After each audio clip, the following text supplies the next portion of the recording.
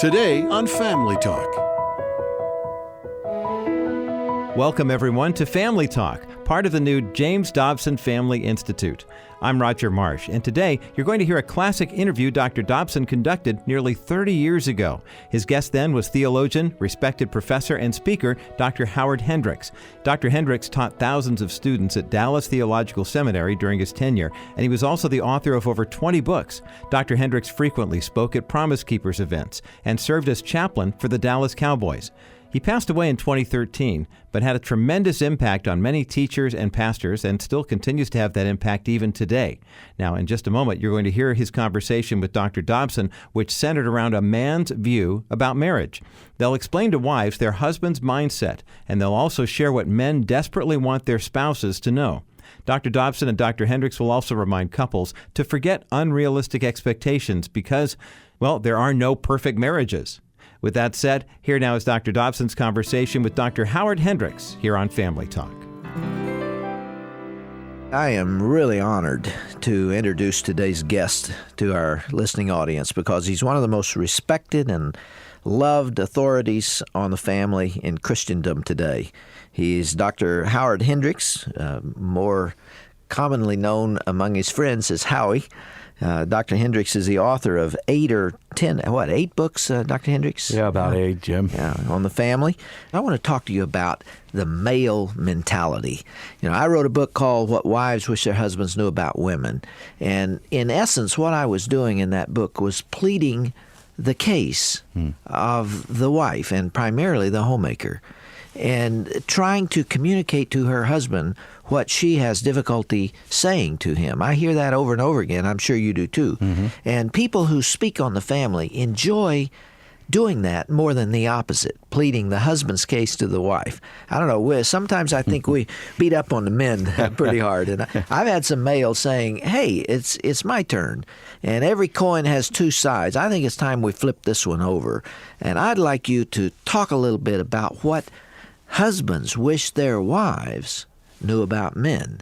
And I know you've done some thinking about that. Yeah, Jim, I've done a great deal of thinking, and I've done a great deal of listening in terms of men who have come to me for counseling, who've been in seminars and other things that I've been involved in. And I've often asked them, what do you really wish that your wife knew? And one of the things that comes through loud and clear is men who say, in effect, I wish my wife would become a student of me. In other words, I wish she knew my personal, unique needs and would abandon her preconceived ideas of what a husband is supposed to be. The prejudice in terms of what men are like rather than what my man is like. You know what I found, Howie? I've heard that question too, and a similar kind of comment, but I've found that women are just about as interested in what their men think as they are in having their men know what they think, but their men don't tell them. They have a hard time communicating it. That's right. And I particularly think that's true, Jim, because men, are so communicative out in their particular field of business or profession, whatever they're in. And when they come home, they want to keep their mouth shut for a while. And it's the gifted, skilled wife who doesn't hit them the moment they walk in the front door and try to unload the truck on them in terms of what happened with the refrigerator that broke down and all of the rest of the problems they have, but who with skilled timing introduces the question, sort of debriefs them in terms of what's been going on today. What is going on in the minds of Christian men today? What does a man want his wife to know? I think that what a man wants his wife to know is what I am doing in terms of my business, my profession, down at the office, in the factory, wherever I'm involved. And that's my source of fulfillment. That's what I live for. And obviously, I'm keeping bread on the table, but it's more than that. Because as you know well, many men could care less about the salary per se. What they want to know is this worth giving my life to? And what's more exciting than to have a wife who is a part of your team that you are giving your life to something worthwhile, and she is the leader of the cheerleading section. You know that many wives see that job as a competitor with her. She resents his love for his work because that's his first love. You just said it. Yeah. That's his heart and soul. And she sometimes wishes that it was a little less like that. That's right. And, legitimately, in the sense that obviously he should not be worshiping at that shrine. But I think we need to understand that that's how he's wired. That's the thing that turns him on. And her primary involvement in his ministry is to be a part of a support team. She does something different. It's no less significant. It's equally important, but they've got to work together as a team. All right, let's take that a step further. How does that love for his work and his profession manifest itself at home? What are the dimensions of this that get in the way of his relationship with his wife? I think the things that get in the way, Jim, are the fact that he inordinately gives himself to the job, to the profession. In other words, he's married to that more than her, and the job becomes his mistress. It's a form of adultery. We talk about adultery, but we only think of it in terms of the physical aspects. But I think many a man is married to his work, and his wife is sort of a necessary evil. Everybody's supposed to have one and so forth, but is not really that much a part of his life. So when you say he's wired that way and that this love for his occupation is built into his nature, that's not an excuse for him to get things out of balance and to let that become his whole world. Precisely. And that is the constant temptation that all of us as men have to face. The great danger of a legitimate concern, being task-oriented, desire to achieve, have meaning in life, becomes such an end in itself that in the process you mortgage a marriage, you mortgage a family, and your people are sacrificed on what I think is an illegitimate altar. Okay, so to follow this first point, what a man needs from his wife is not only recognizing that his job is important to him, but understanding that he needs her support and her recognition of this fact to build his confidence that allows him to go out and compete. I've seen men, and you have too, who had everything they needed to succeed in business or in their particular pursuit, but lacked the confidence of their wives and really accomplished very little. And there's no greater handicap. I've talked to men who are commonly referred to as headhunters, the guys that are looking for the couple $100,000 a year people. And they have said to me, Howie, to be honest with you, the thing we concentrate on more than anything else is the guy's wife, his marriage, his family. Because we've discovered that he can handle any kind of problem in the corporate world if he does not go home to a hell on earth, if he does not go home to a woman who is on his back instead of on his team. 20 years ago, that corporation often interfered with that relationship. I guess now businesses are recognizing that they better try to hold a relationship together. Harvard Business Review did a study some time ago, and the interesting thing is one of the highest components of the Fortune 500 executives was the fact that they had the smallest number of divorces and marital problems among those presidents and chief executive officers. Is that right? Fantastic insight. What else does a man need from a woman? I think he needs a deeper understanding of what love is, a realistic picture. Here we are living in a cesspool society in which we can't tell the difference between love and lust. We don't know the difference between Chanel number 5 and sewer gas number 19. And when you come to the scriptures and discover that love is unconditional, in other words, I don't simply love my wife but I love my wife no matter what. And that this kind of relationship is a developmental relationship. I've discovered, Jim, that relationships are not formed, they're forged. And in that forging process, there's often heat. True love does not mean the absence of conflict, the absence of crisis. I love that Chinese character for crisis, which really is comprised of two characters, meaning dangerous opportunity. Yeah. And many times, people will say to me, boy, I wish I had the kind of marriage you have, Howie. And I say, do you have any idea of the crises through which Jean and I have gone? We lost 3 children. We have been through all kinds of agonizing experiences, but every one of them has welded us together. And what I find is that people say, oh, I want that product. But I'm not too sure I want the process that brings pay that the kind price. of product. Let's suppose that I am 21 years old and I'm a woman and I've just gotten married to a student at DTS. And he's going to become a minister, and I've come in to see you. And I say, Dr. Hendricks, we've only been married for 4 months, and I don't really understand my man very well. I don't know what he needs from me, and I don't even know for sure what my role is with him. What goes on in his head? What is he like? You are working with men like him throughout this campus. What can I expect in marriage? What are the main pitfalls that I should worry about? Well, I think one of the pitfalls that you've got to worry about is that you forget that it is a process and that you're in process and that right now he's in school. Right now he's starting his business profession. And it will probably take an inordinate amount of time compared with what you would like.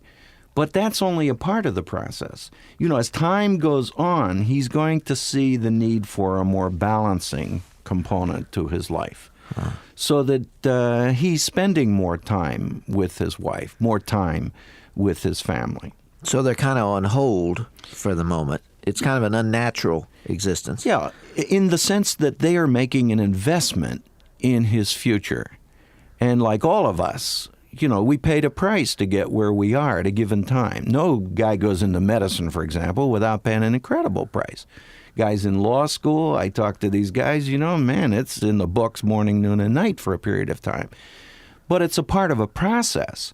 And I find that a woman is delighted to pay the price for the process if she understands that it's only temporary. Yeah. This is not a permanent type of thing. Having been on the faculty of a medical school, the third year of the training is the year when the marriages break up, because it's in that year that the wife realizes she thought it was a 4-year program, and then she realizes he's going to be married to medicine for life, and the marriages splinter. I'm sure some of that occurs It's common in all of the professions. Graduate school is the greatest breakup of families on the current scene.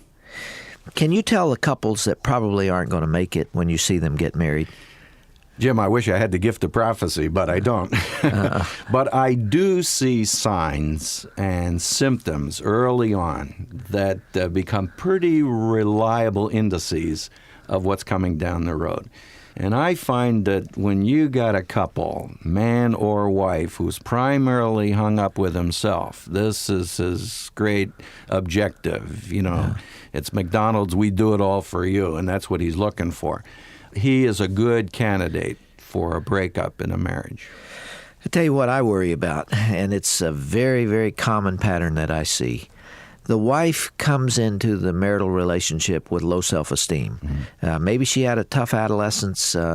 For sometimes I think almost innate reasons, she doubts her self-worth. She may be attractive, she may be intelligent, she may come from a good family, but she has this nagging self-doubt, that maybe I'm not capable of competing. Maybe if people really knew me, they wouldn't like me. And she sees her potential husband, the man she's going to marry, as an answer to that problem. He is going to love her. He is going to cherish her. He is going to focus his attention on her. He is going to be romantically involved with her for life. And together with that love and support, she can make it for a lifetime. And they're going to raise children, and there's going to be great harmony. So she comes into the marital relationship expecting him to carry her emotionally. She kind of feels like biblically it's her right. She can read the Bible, and she knows what it says a man ought to do. He comes into the relationship with a rather classic Christian perspective, too, that she is his helpmeet. and that he's going to go out and work 15 hours a day, and he's going to conquer the world. And when he comes home, she's going to bind his wounds, and she's going to meet his needs, and she's going to build his ego and care for him and take care of his children and keep the home together so he can go out and pour all of his energies into some pursuit in life, especially if it's the ministry where God has called him. Boy, that puts a stamp of approval of Almighty God on a one-dimensional life, and she is only a small part of it. So you got her expecting him to meet her needs and him expecting her to meet his needs, and about the third day into the honeymoon, they collide, and they spend 25 years scratching and clawing, or maybe 3. Very quickly the marriage explodes, because each is looking at it from the selfish perspective. Do you see that among your students? I see it too frequently, Jim, and I would say it's not only unrealistic expectations, but it's also the fact that I'm looking to the wrong person ultimately to meet my needs. I'm looking to my partner instead of to my God. Now, God may use my partner, and my primary purpose as a man coming into the marriage is that my responsibility is not to have my wife meet my needs, but for me to meet my wife's needs. Her primary responsibility is to see to it that she meets my needs, and that reverses the whole field. Instead of my primarily being concerned with, what is she doing for me? Am I getting the most out of this type of thing? How often do you see that maturity? Not as often as I would like. But I would say that when you reverse a person's mentality, Jim, I think you start them on a new path. I've had people come into me and say, Hendricks, I'm not getting anything out of this marriage. And I jar them no end by saying, I couldn't care less about what you're getting out of it. What I really want to know is, what are you giving to the marriage? And, the guy just blows his mind. He sits there and says, well, I hadn't thought about that. Well, I said, that's what we've got to do. We've got to reverse our field. What else does a man need from a woman? Well, I think that he needs a woman who will give up unrealistic expectations of a perfect marriage and seek to build a good one. I think we've got too many people, Christians particularly, who are looking for a bionic relationship rather than an adequate one. You're married to a person, and if you're married to a person, I got news for you. It's imperfect. That person has got problems because we don't have any perfect people, so we don't have any perfect marriages. I think it takes time, it takes effort, it takes often settling for limited objectives. But as you know well, most people come into a marriage very poorly prepared. This is the greatest of human relationships. It's the one for which we're least prepared. Ask a gal at the church some time ago who told me she was getting married. I said, did you get any premarital counseling? Oh, she said, Prof, I can't afford that. I said, well, I think I can get you some good premarital counseling here in the Dallas area for about $25. Oh, she said, I don't know that I could invest that. I go to the wedding and I discovered she spends $3,000 for flowers.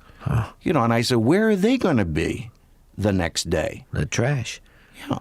So what we do is we spend all of our money, all of our time, all of our effort planning for the wedding rather than for the marriage. Do you do this kind of premarital counseling? We do it extensively at the seminary, trying to help our students and people in the community for this type of thing. In the course of that, do you try to explain to wives who their husbands are? We definitely do. In fact, we do a lot of testing to help them see who is the person that they are married in order to filter out the unrealistic expectations, the idealized person you're going to marry. See, I happen to believe, Jim, that when you come into a marriage, you have an ideal picture of your partner. But when you get into the marriage, you're living with a real person. Now you got one of two options. Either you're going to tear up the picture or you're going to tear up the person. Mm-hmm. What do you tell the young women you counsel about their husband's sexual needs? Well, I would tell them primarily that a husband's sexual needs are probably going to be at their peak during the early years of their marriage, and that this is not a peripheral type of concern to them. This is a primary concern to them. And they are going to have to spend time not only understanding a man and how a man functions, but also how this man functions and how I can meet his needs. How is he different from her?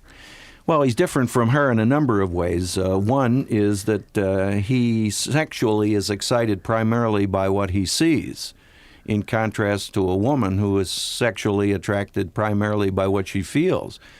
To him, it's a very specific and focused type of drive. To her, it's a very diversified and total type of drive in the sense that it affects all that's happening to her in her life, rather than just the fact that I'm going to be satisfied and then it's over. One of the things I wish we could get across to young couples is that if the sex life is not what it ought to be, stick around. Sometimes it takes years to really understand one another sexually, and it can get better through the 20s and 30s and 40s and 50s and even 60s. And if you're committed to that, that's really one of the beauties of marital sex, is that instead of getting old, you constantly learn and you constantly improve. I had a student come into my office some time ago, Jim, and say to me, I think that I'm a pervert. I don't think that I'm really successful in my sexual relationship and my marriage. I said, how long have you been married? He said, 3 years. I said, what in the world are you looking for? He began to tell me about it. And what he's looking for is a 30-year-old marriage experience after 3 years of marriage. The level of expectations is one of the major problems in marriage, isn't it? I would say people come into it anticipating this phenomenal relationship, and it has to build. It has to build. It has to be developed, and there is a price tag attached, and it's not available in a bargain basement sale. Howie, what do you think is happening to marriage today? Are we going to survive? Is it going to continue to deteriorate? We're going to have the divorce rate among Christians continue to grow. What do you anticipate? Well, I wish I could say that it was going to improve, but realistically, Jim, I would have to say I think it's going to continue to go two routes. On the one hand, it's going to deteriorate by virtue of the culture. We have drunk too deeply at the well of our culture, and we've got all of its characteristics. But I find an increasing number of young men and women particularly who want to break with the herd, who have seen what the pagans have to offer and said there's got to be a better way. And that's the group that I have a great deal of hope for, Jim. I just am very excited about the young couples that I see who are developing a quality of relationship, a commitment to marriage that is really modeling. If the Christian family survives, you will have played a role in it, Howie, with your books, with your speaking and lecturing, and certainly with the training of ministers that you've done for nearly 3 decades. And you've been an inspiration to me, and I appreciate your sharing your wisdom with us today. Jim, that's been my privilege. My primary focus has been to seminary students, to young people going into positions of leadership in our churches. And hopefully they are going to model good marriages, and they're going to teach some of the basic principles that you've tried to explicate through the years that you've been in this. I appreciate that. I've said a number of times that the church is the first line of defense for the family. We must not undermine it. National ministries of this nature must not undermine it. I ask people not to support us until they've met their obligations to the local church, because when somebody's sick, it's the pastor that'll be there. I won't fly to New York to be there. It's the pastor that will be there when someone has a spiritual need. It's the pastor who will be at the hospital and who will train and love and guide. And so what you're doing in terms of training pastors to be more sensitive to family needs and indeed to hold their own families together is critical to this battle to save the family. Well, Dr. Dobson was absolutely correct about the ministry of Dr. Howard Hendricks. He influenced many Christian leaders, including Chuck Swindoll, Tony Evans, David Jeremiah, and more. Even though Dr. Hendricks passed away in 2013, his teaching is still very impactful and helpful today. And you can learn more about Dr. Hendricks' life by visiting the broadcast page at drjamesdobson.org. Now, while you're online with us, we also encourage you to look through our materials on the topics of marriage and family as well. Just go to drjamesdobson.org and click on the Resources button at the top of the page there. From there, you'll have access to Dr. Dobson's decades of knowledge that you can benefit from. Also, you can call our offices here in Colorado Springs at 877-732-6825, and one of our representatives can help you find any of Dr. Dobson's books, broadcasts, newsletters, or teaching DVDs. We want to help you through whatever you may be facing in your life right now, so visit drjamesdobson.org or call 877-732-6825 to learn more. I'm Roger Marsh. Thanks so much for listening today. Be sure to join us again Monday for another edition of Dr. James Dobson's Family Talk. Have a great weekend, everyone. This has been a presentation of the Dr. James Dobson Family Institute. Hello, everyone. This is Roger Marsh. Here at Family Talk, we strongly believe in our rights as Americans to make our voices heard at the polls. That is why we are urging you to get out and vote in the 2018 midterm elections. Are you unfamiliar with the key races around the country? Well, visit drjamesdobson.org to download our informative voter guide and revisit our site on Election Day to click the I Voted button that we'll have there. The future of America depends on our involvement in this crucial election. So pray, be engaged, and cast your vote this November 6th.